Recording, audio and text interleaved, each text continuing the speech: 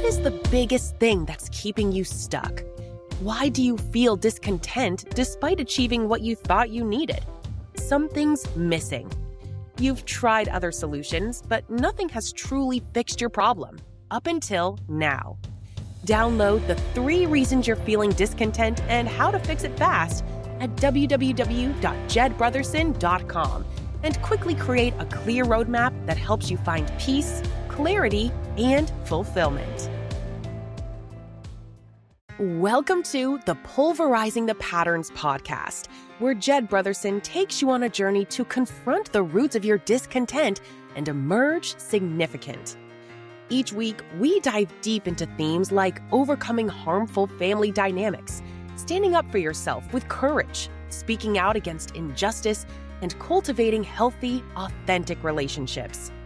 Be sure you visit our website at www.pulverizingthepatterns.com. While you're there, subscribe to us via your favorite network. Now, get ready for empowering stories, expert insights, and actionable strategies that help you break free from negative patterns and create a life rooted in self-respect, clarity, and connection. Today's episode explores the raw and real journey of someone who lost everything: faith, hope, identity, and found their way back through recovery, forgiveness, and self-compassion. It's a reminder that perfection isn't the goal, healing is. You'll walk away inspired to love yourself through the process and extend that love to others. Today I have with me Trinity Bird, who I've known for many years. Trinity is exemplary in having the courage in learning to live the life that you want. Trinity, can you give us a short introduction to yourself? Yeah, I'll try and keep it short. My name is Trinity. I was born and raised in a small town in Utah, it's Bluebell, Utah. Population about 300. I had a very loving mother and father, brothers and sisters, and I was raised in a tight-knit community. Everybody knew everybody. It was an LDS community, otherwise known as Mormons. I think I wanted nothing more than to please my parents, and I was a very good student. I excelled in school, straight A's, honor roll, all that. Participated in sports, participated in the church groups, went to seminary, did all that good stuff. When I turned 19 or 18, I went on a mission for the church. Went to New York for 2 years and to spread the gospel as I believed it at that time. And it was kind of one of the things that you do is you separate yourself from your family and all that stuff when you're on your mission, and you just devote your whole time to God and to the church. And then during that time, so no phone calls, any of that crap, I was only allowed letters, and my mom would send me a letter, if not every day, every week. I would get a letter from my mom. She was probably my biggest support in my life. Finished my mission at 21, came back. Through high school, I did all the normal shit too. Go out and drink with the buddies, hide it from the family, hide it from the religion, all that kind of stuff. But it was very, sporadic, I guess you'd say. After I got back off my mission, I graduated from college, had a good job, actually 2 good jobs, and life seemed to be going good for me. When I was 23, I got a phone call one night, like 1 a.m, that my mom had died. And she'd hit some black ice, rolled her car, and that was it. I think my whole life fell apart at that time. She was basically the foundation to all my beliefs. I think a lot of my faith in God was based on her and her faith. Um, at that time, I started questioning God. And to kind of hide from the emotions, I started drinking more, going to the bars, partying. It's hard to feel that pain when you're celebrating with friends, and um, yeah, I think I just turned to alcohol as a coping mechanism for the pain. Um, Mother's Day of that year, I got my first DUI. 2 weeks later, I got my second DUI. Um, and it just didn't seem right for me, that I'd given so much to God and he'd just taken everything away from me. My freedom, my my support, my family. Um, at that time in my life, I pretty much gave up belief in a God. I thought if there was a God, he's just an asshole because he fucking didn't love me. Um, And how did those choices or those beliefs affect your choices moving forward? um, Feeling in that pain and trying to process that. I think I just stuffed it. I I don't know. I stuffed the pain, and I wasn't expressing emotions. I wasn't dealing with the grief of the loss of my mom. I was just moving forward. I lost my job because of the DUIs. I took the first job that came up, which was an electrician job. I started traveling as an electrician and as a traveling construction worker. Nights are out at the bars drinking. Just one big party, live for today, not for tomorrow. I didn't really give a shit about having money in the bank. I'd rather, if I could afford to go out and party, that's what it was, and that's what my life became. That's what my identity became. It was just I'm an electrician. I make money and I party. That was basically it. I dabbled in other drugs, and it's Was there a moment inside of all of this, like like a breakdown or an insight that sparked your recovery journey? well. So anyway, I took on that identity as if I worked hard and I had enough money to pay my bills and I could drink, then I was doing what I wanted to do, and that carried on for about 23 years. Okay. And I don't know at what point I became a full-blown alcoholic. I mean, I was probably a full-blown alcoholic at 23. Maybe even way before that. But um, it didn't seem to affect me. And I've never had any other legal problems from that point at 23 until, I was probably in my early 40s. And my relationship was turning to shit. My I call her my wife, but we've never been married. We've just been together for 25 years. But my wife had came to me and said, I think you need to do something about your drinking. You're drinking too much. I went into an outpatient uh, rehab. I did that. I stayed sober for like 6 months, but it was more of a punishment than anything. I just wanted to be able to drink and be happy, and that's basically kind of what I saw happiness as, was just hanging out with friends and drinking and getting loose.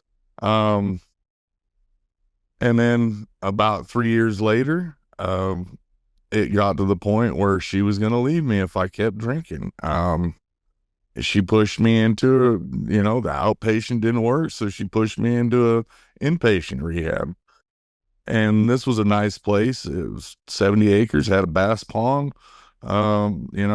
Fuck, I could go there and spend 30 days and be happy, fishing, hiking, whatever.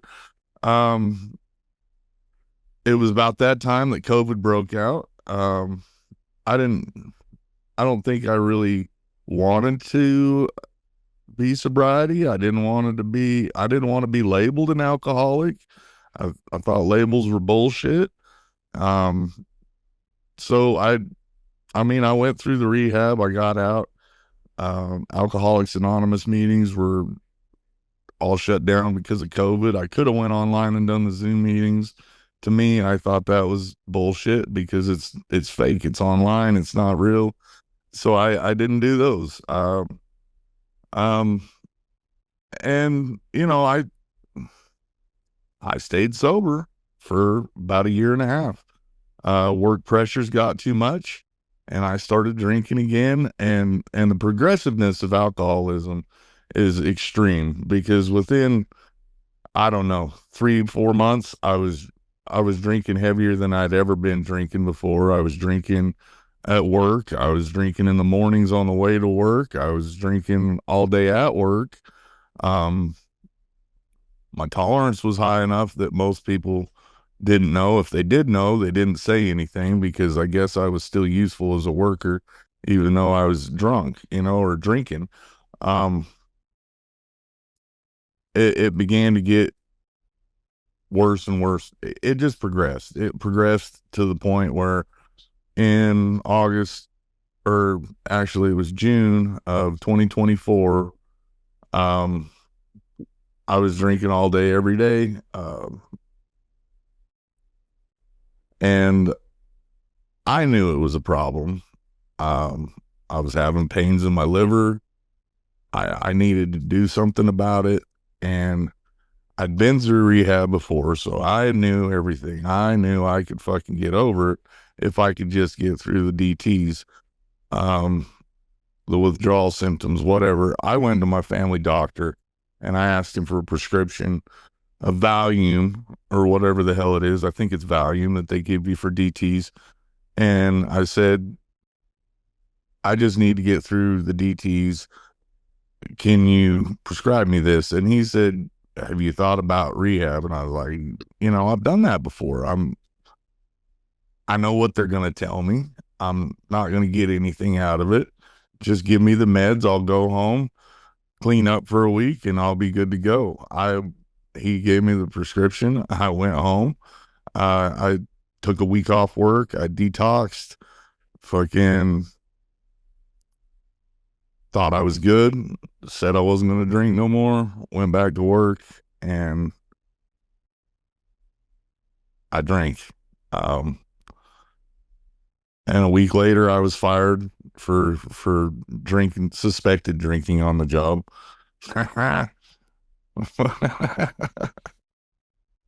And I came home that day. I've never been fired from a job in my life. And I didn't want to go back to work as an electrician. I think I started looking at life a little bit different.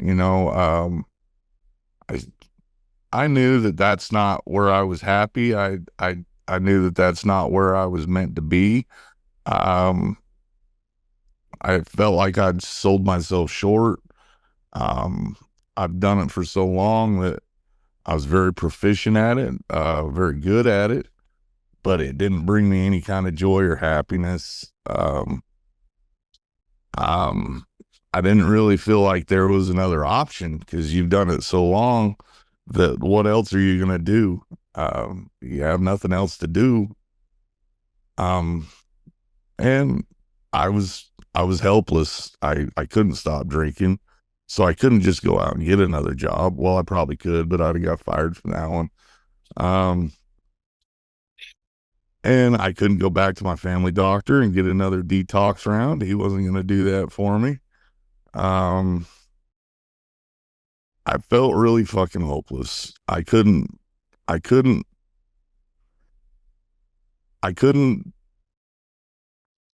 drink, but I could not drink. I was physically dependent. I was stuck.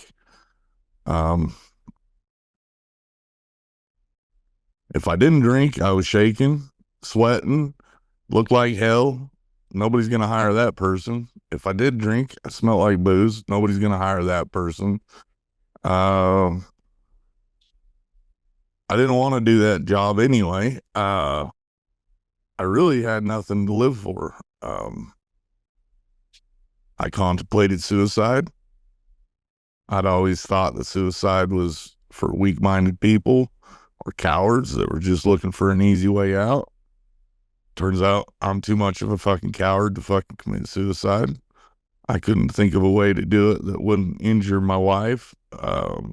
Didn't want her to find me. So then I started thinking of fucking ways that I could do it accidentally or make it look like an accident.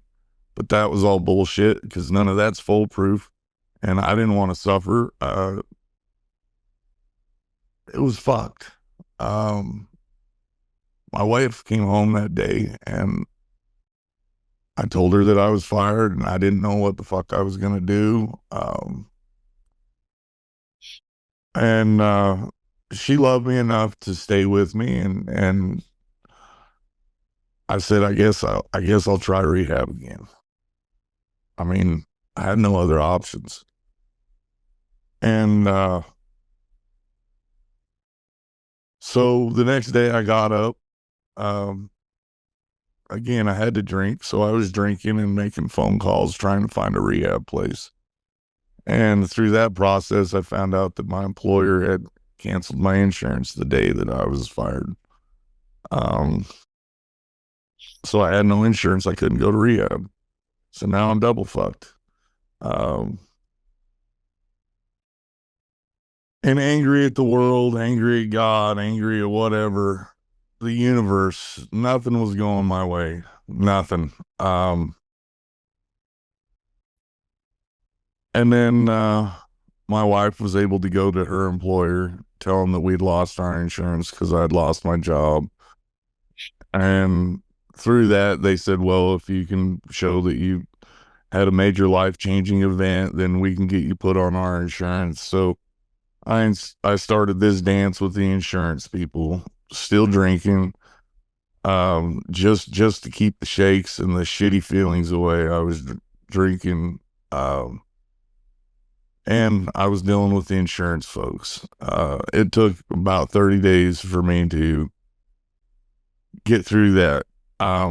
But there was like a little bit of hope, that I would get to rehab and I would get help. So even though I was still drinking, I felt hopeless, or, I felt like shit. I felt like, at least I've got a way that I can get insurance that I can maybe get help.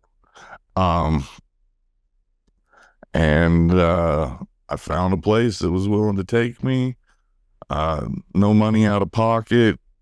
They accepted new insurance. And I checked myself into rehab August 3rd. That was my last drink. It's been a little over 9 months ago. We pulled into the parking lot of this place, and it was nothing like the rehab I'd been through before. It was a old hospice treatment center. They only had 30 beds available.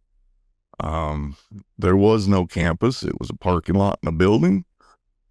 And we pulled in there, and Vanessa, knowing me and my love for the outdoors and my love for freedom and space, she said, I don't think you're going to like it here. I think we should go home and find another place. But at that point in my life, I was so desperate, and I felt like I'd fought for 30 days to get someone. I just said, no, fuck this. I'm staying here.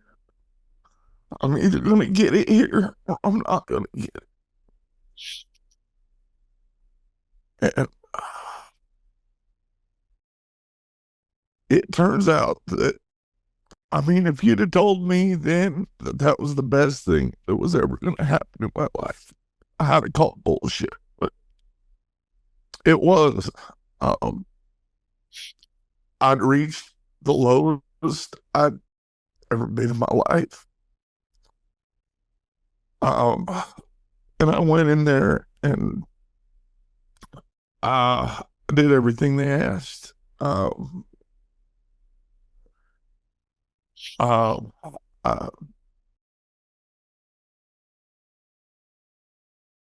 where do I go from here? So, yeah, I went in there. How did codependency and mental health challenges, I mean, with the depression and things that were playing into this, how did were there other factors that were helping you make that choice to say this is my chance. I'm taking my chance right now. Um, really, at that point, I don't think codependence was playing an issue because I wanted to be there for me and for nobody else. Mhm. I think my codependence issues in the past had been to win the approval of other people. Um, at that point, I didn't give a fuck what anybody else thought. It's what I wanted for me.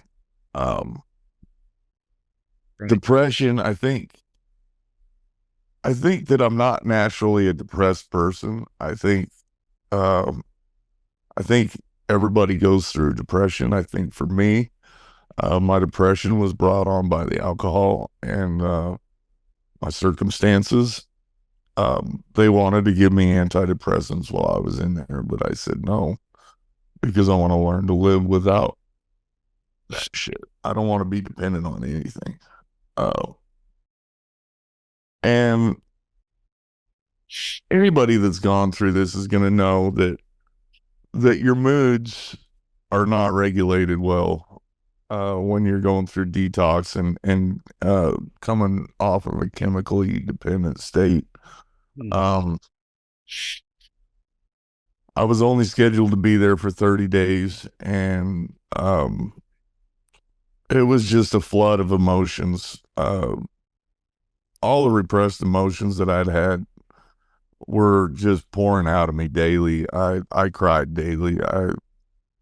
Um, In that crying, what role did forgiveness play in your road to recovery? so forgiveness came slowly.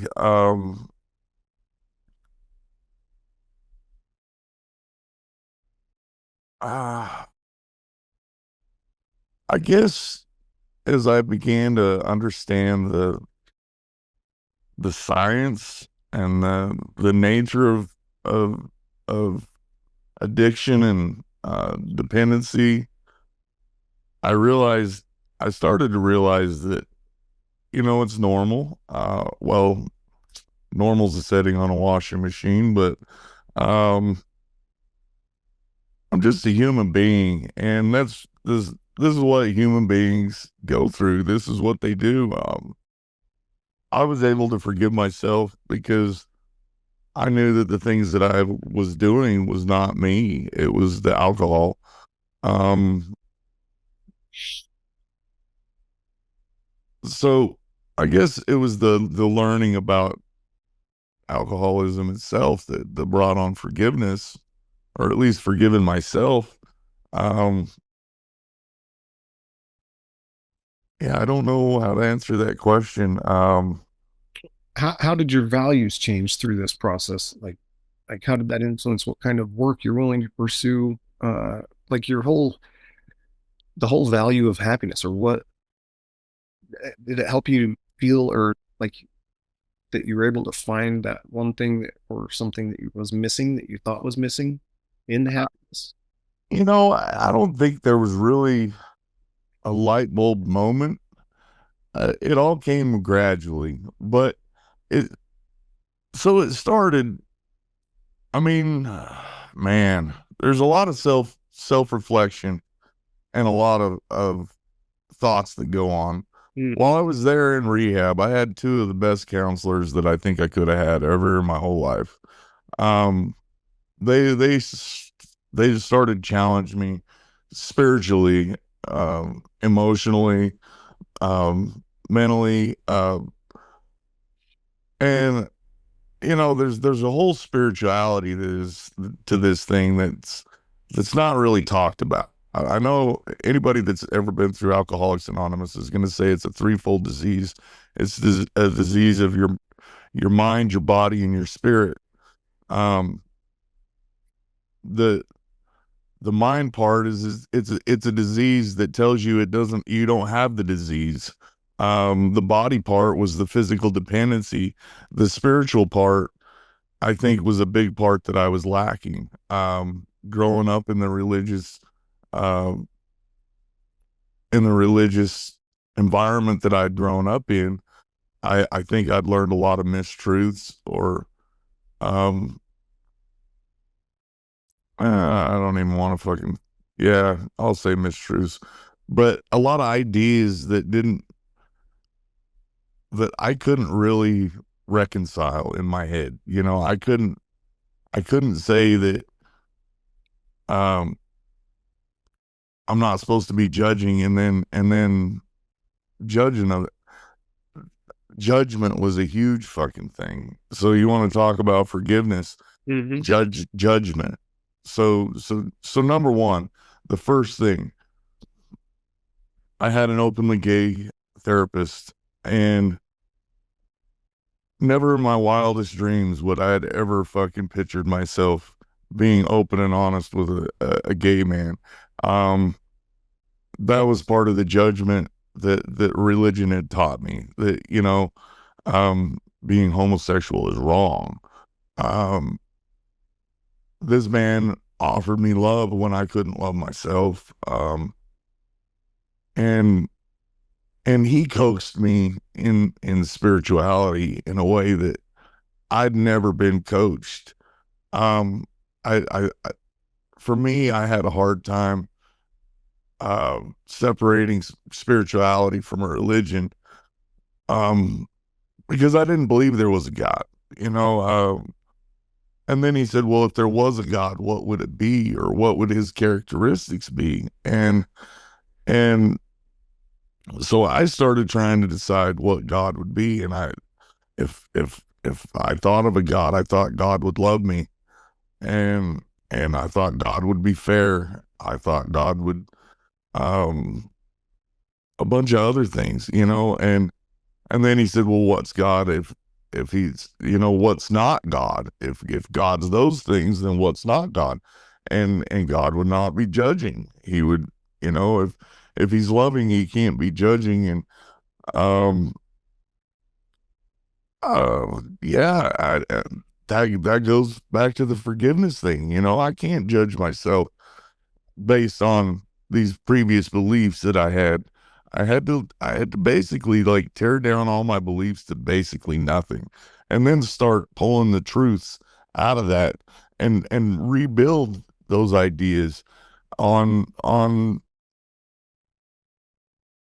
man, this is hard to fucking explain, Jed. I think you're doing amazing Um to extract those truths that were, because all of us inside of these patterns, as you said, we're all humans and we all have kind of the same type of thing going on, just manifesting in different circumstances. yeah, and we're all recovering from something in one form or another. But yeah, I basically, and it was easy, I mean, uh I want to say it was easy. It was fucking hard. But when your life's already burnt down, and you have no hope and you have nothing else, it's basically like the house was burnt down, and I had to go through the ashes and pick out shit that resonated with me, that were true to me, and I pulled those pieces together, and then I started building on that. I wasn't building on beliefs that were taught to me as a child. I wasn't building on what my mom believed. I wasn't building on anything else. I was building on the ideas that I had pulled out of those ashes. And I started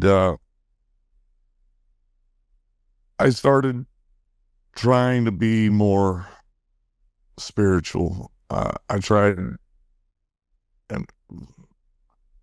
and and in doing so, I started seeing that the higher power, or the spirit of the universe, had actually been doing this all along. Everything through my life had brought me to this point. Hmm. Um, Would you say this is kind of where you started to realize that you're perfectly imperfect? so yes, this is where I started realizing that I'm perfectly imperfect. I actually, after I finished rehab and one of the counselors there does a weekend retreat for advanced trauma and grieving, stuff like that. It was I'm not going to go into depth about the method and the madness, but you basically go through your whole life and you look at every memory that you've had, good or bad, indifferent, just accomplishments, failures, all this stuff. You go through and you look at it all, and then you look at yourself now. And when I got to that point, and you're telling this in front of a group of people, your whole life's history, every memory you can remember. Um, and then you get to the end and you're like, well, this is where I'm at now, and I'm just lost. I don't know what the fuck I want to do with the rest of my life. I don't know where I'm going. Um, but I'm here, and I guess I'm okay. Well, Um, okay. I think your story is amazing because inside of the rebuild and in assessing what you have found important, I'd like to share with the listeners how you were able to find work that is more aligned with what makes you happy. okay, so one of the other things that weekend was very revealing. It revealed things about me that I didn't know. And and it's a group thing there. People are asking you questions, you're answering them, and you're just totally honest. You bury your soul to a group of people. Um, and then there was a meditation kind of practice that we did there, and I wanted to let go of all the grief and pain that I felt over my mom's death, and then later my dad's death.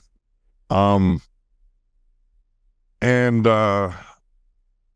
there's a part during that practice where you get to talk to your parents or whoever you're trying to let go of or forgive or whatever.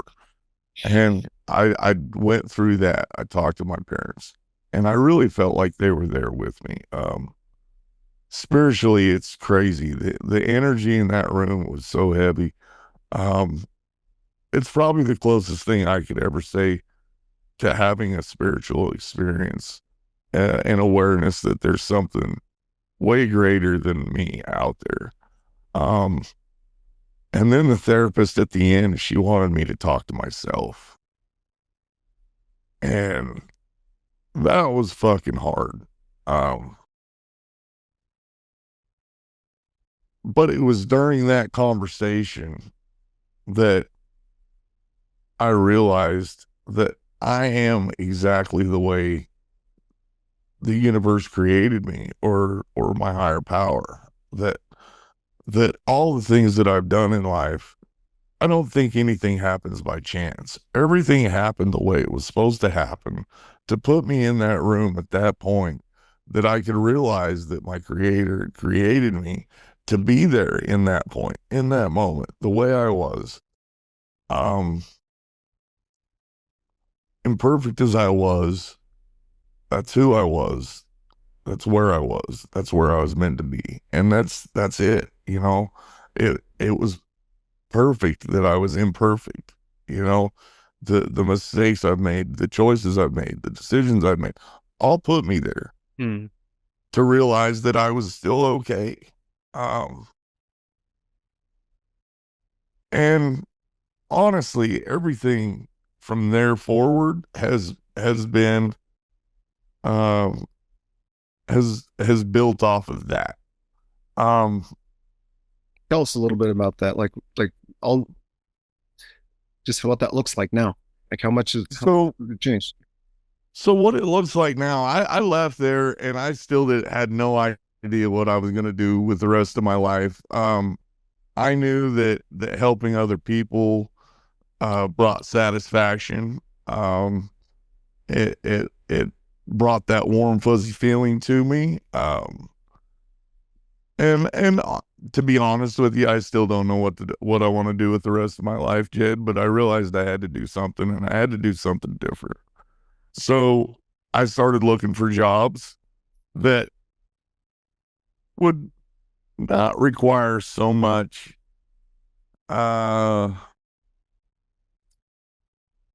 stress. I knew I wanted to be stress free. Um, Stress is just some bullshit that you put on, stress to perform, stress to do this, stress to do that. I didn't want any of that shit. I wanted a menial job where I really didn't have to think about it. I just did go to work and do some shit. Um, I wanted to be able to have time to help people. I wanted to be able to have time to fucking be with my family. Um, So some of the parts that I'd like to focus on here real quick are inside of those thoughts. As I've thought about this, and what I want to share with people is, as you assessed what you wanted and you put out there to the universe, I want a job where I don't have so much stress. I want a job where I can have more time with my family. I want a job where I can take a vacation, have a couple weeks to leave and go see the family. And tell us how that kind of fell into your lap, or how you attracted it. Man, this whole manifesting and attracting things is new to me. I I I do daily meditations or prayers, whatever you want to call it, where you just sit and you think about what you want. And being a member of Alcoholics Anonymous, part of that daily prayer is the serenity prayer. I just want serenity. I want peace. How can you have peace if you got stress? It's fucked up, but you can't. So, and then Buddhist mindfulness techniques, just being aware of how you feel, while you feel, when you feel it.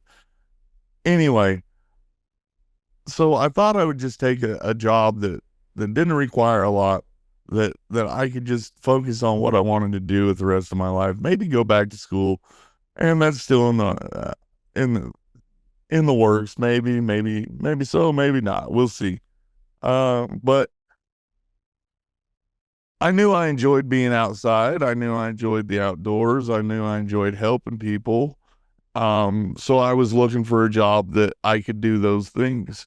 And it just popped up one day. I don't even remember how I ended up on that, but maybe I was buying a fishing license. I don't remember. I was online, and Texas Parks and Wildlife job career opportunities. And I thought, man, that'd be a cool job, working outside with wildlife, whatever. And I clicked on the link, and there was a job position available about 16 miles from my house for a park ranger. And I was like, well, hell yeah, I think I would like that. I'd worked with my mom. My mom was a Forest Service ranger as a kid, so I was familiar with it. And I was like, I think I'm going to try this.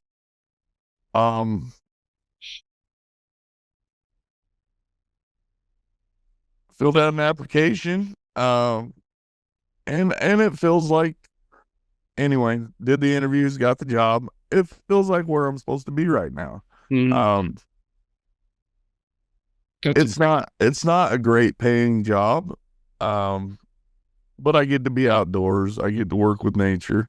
I get to help people. And How's your overall feeling?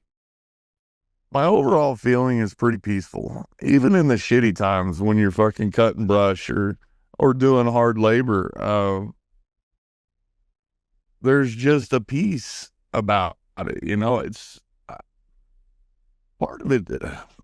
It's strange to say, but it sounds It sounds like faith, like I still believe that this is I'm where I'm supposed to be right now.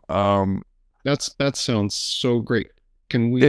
It gives me an opportunity to be with my thoughts and my feelings um while I'm working. I can basically block out the world and just sit with my thoughts and my feelings and evaluate whether they're rational or not rational. Um, it gives me an opportunity to work around people and see people as they are in a non-judgmental state. Um, That sounds great. So, what advice would you give to someone who feels broken or lost today? that's a tough question, Jed. If you're feeling broken or lost, I mean, the real truth is you probably are broken and lost, but that doesn't mean a bad thing. You're perfectly imperfect, and you're probably broken in the way you're supposed to be broken. Um, I know for me, when I felt that broken and lost, that was, I'm going to say my higher power's way of opening my eyes and basically humbling me to the point where I could fucking uh, evaluate my life, my ideas, and move forward. I love Buddhist principles and stories and parables, stuff like that. And there's a story that I've latched onto that I just love. It's the story of two pots. And it's about this old Chinese woman that has to walk down to the stream every day and gather water for her usage at her home. And she has two pots. One of the pots is perfect, and every day it brings back a full pot of water. The other pot has a crack in it, and it leaks about half of its water on the way back to the home every day. And it feels like it's not good enough. It feels like it's inadequate. It it can only bring half the amount of water to the home that it's supposed to every day. And one day it says to her, like, why do you keep me around? Why do you use me? I have this huge crack in my side. I can't do the job I was intended to do. And the woman said, I've known about your flaw all along. I want you to take a look at the pathway as we come home today. On your side of the path, there's flowers. And it's because of your flaw that I have flowers in my house. I have the beauty along my path.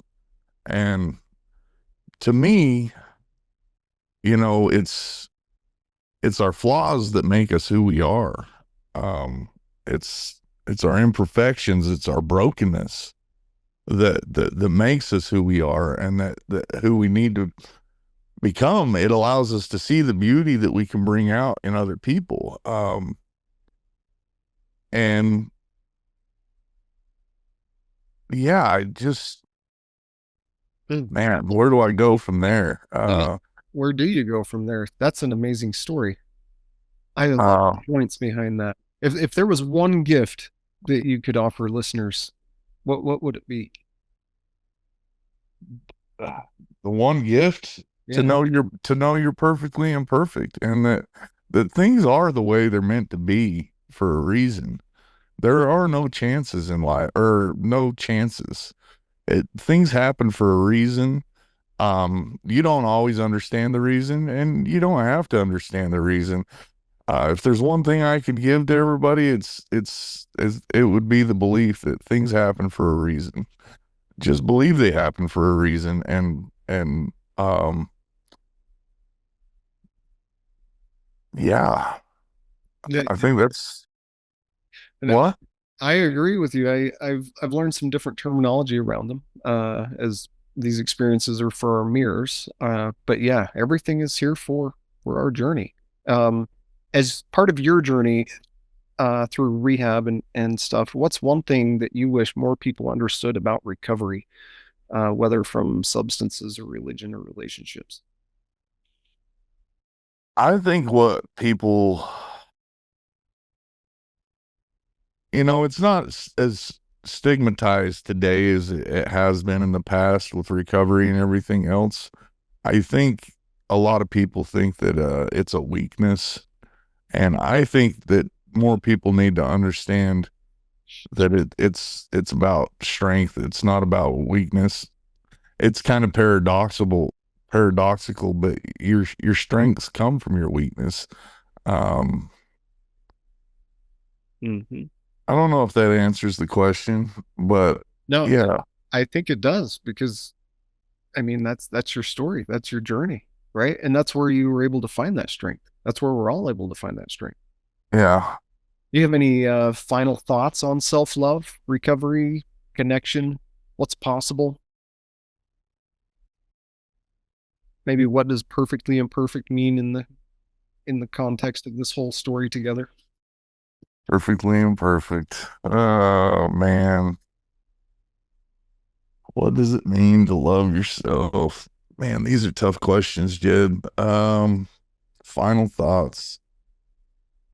You would it just feels when I talk with you now that you've been able to own that love for self that all of us need to really get in touch with. And and that's one thing I'd really like to help share with listeners is how to love their self.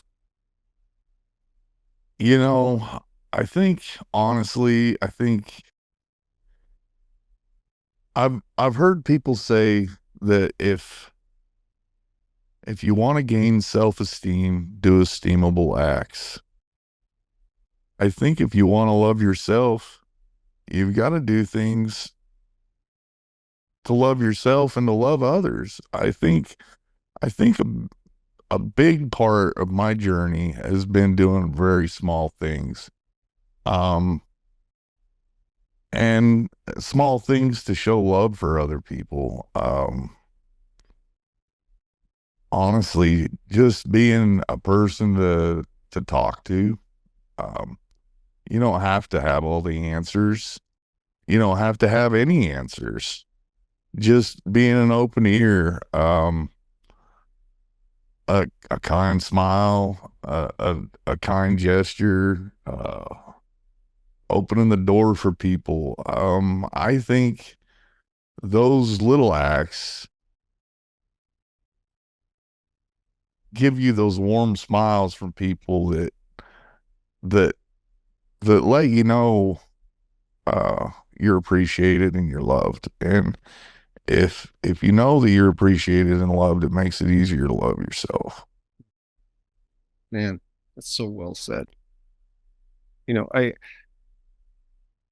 would like to contrast that with part of the reason why want to promote it so much is it seems wherever I go that this is what's in my perspective right now. But I hear people at the store, like I walked through the grocery store the other day and there's two workers. And what I hear out of their conversation was one telling the other one, "Do you want me to tell you how I would do it?" And I I laughed to myself and I thought, man, that's my whole life wrapped up in one phrase. Like rather than an empathetic ear, uh, eh, and showing love for myself, like I chose the judgment and the same as some of the same things that you did. And we all have our coping mechanisms to get here and get to this journey.